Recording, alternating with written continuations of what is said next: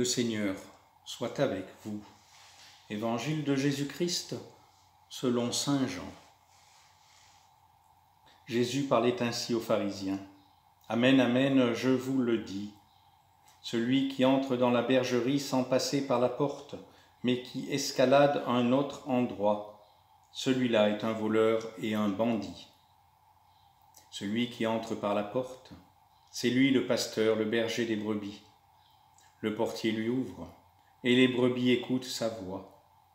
Ces brebis, à lui, il les appelle chacune par son nom, et il les fait sortir.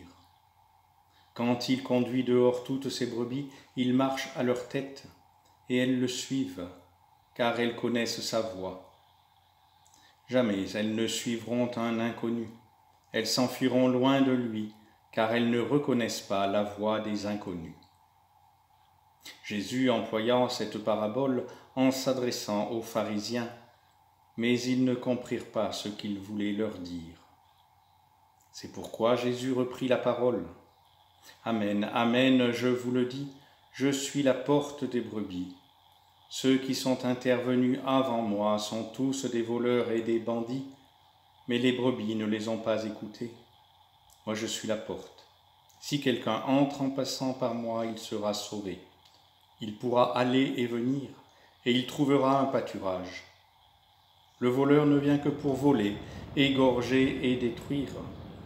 Moi, je suis venu pour que les hommes aient la vie, pour qu'ils l'aient en abondance. Acclamons la parole de Dieu. Les disciples connaissent l'histoire et comprennent que Jésus, en racontant cette parabole, se place lui-même dans la position du berger, roi d'Israël, avec autorité sur tout son peuple. Mais que Jésus se présente ainsi, qu'il prétende à cette position, est incompréhensible. En effet, les disciples avaient appris à le suivre non comme on suit un guide parce qu'il est le chef qui a l'autorité, mais comme on suit un maître, un rabbi, qui vous convainc par la justesse de son enseignement. Un maître dont le message était, de fait, assez fort et singulier pour qu'il les séduise et qu'ils se mettent en route avec lui. Et voici que maintenant il se présente non seulement devant eux, mais devant tout le peuple, comme un berger choisi par Dieu comme roi d'Israël. Ne soyons donc pas étonnés de lire ce verset à la fin de la première partie du texte. Jésus leur dit cette parabole, mais ils ne comprirent pas la portée de ce qu'il leur disait. En effet, ils ne comprennent pas que ce berger est plus qu'un maître, plus qu'un prophète, qu'il est véritablement l'envoyé du Seigneur. Et plus que cela encore, que son métier en tant que berger, roi d'Israël, n'est pas seulement de ramener au bercail les brebis perdues et de faire rentrer dans le rang l'animal récalcitrant qui s'éloigne. Son métier était essentiellement de faire sortir les brebis de la bergerie et de les mener au loin. Il les appelle chacune par son nom et il les emmène dehors.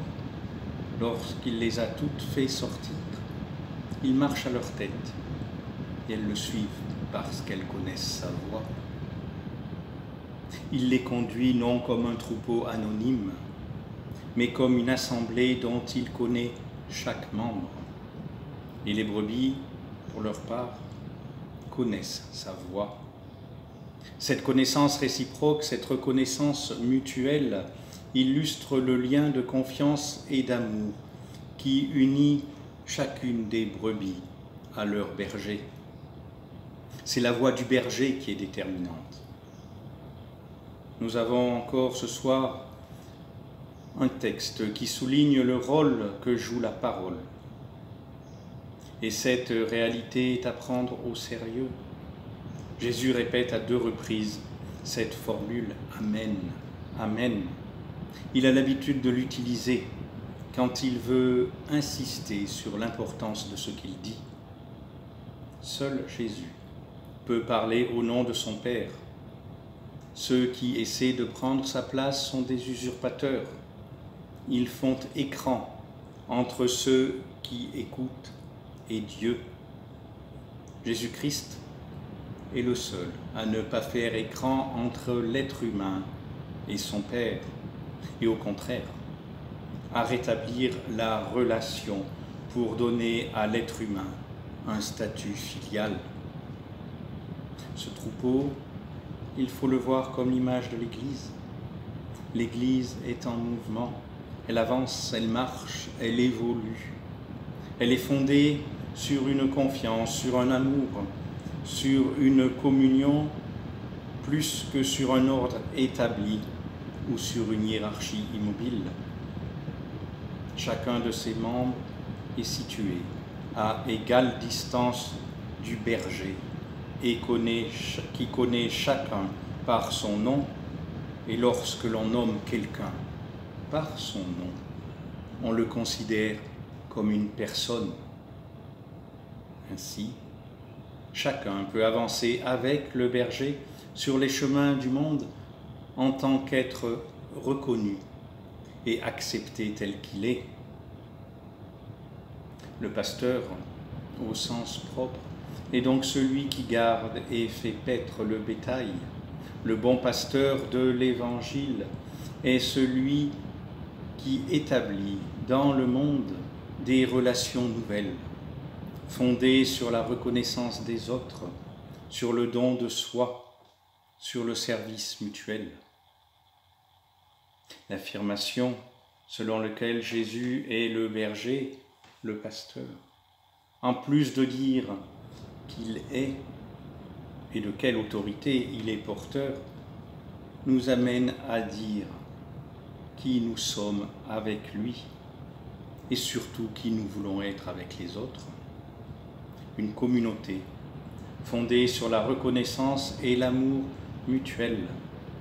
Une Église ouverte sur le monde en mouvement et porteuse d'un message de liberté qui donne sens à nos vies. Nous voulons être les témoins de cette liberté à la suite de l'unique pasteur. Notre monde a besoin que des hommes et des femmes osent dire et osent vivre concrètement leur foi en Jésus mort et ressuscité. Jésus qui veut nous libérer de tout ce qui nous emprisonne. Jésus qui veut que nous vivions pleinement dès maintenant, aujourd'hui. Alors, en cette journée de prière pour les vocations, je prie pour que nous devenions tous, toujours plus, ces disciples de Jésus, ces disciples dont le monde a besoin et qui est notre vocation commune. Amen.